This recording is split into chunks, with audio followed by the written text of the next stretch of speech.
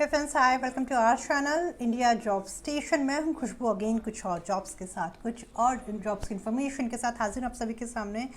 अगर आप इंदौर मध्य प्रदेश में जॉब सर्च कर रहे हैं तो ये वीडियो आपके लिए बहुत यूज़फुल होने वाला है, क्योंकि हम यहाँ पे लेके आए हैं इंदौर क्लेरियन इन इंदौर मध्य प्रदेश के रिक्वायरमेंट्स। तो यहाँ पे है 4 requirements.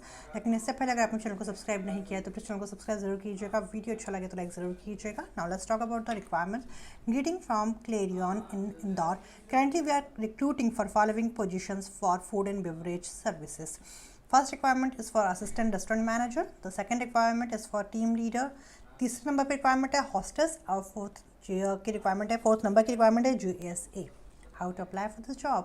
Email ID is just in front of you, which is amfb@clarionindore.com, which you can see on the screen. ऐसे ही जानकारी के लिए चैनल को सब्सक्राइब जरूर करें। Thanks for watching, good luck, take care, bye bye.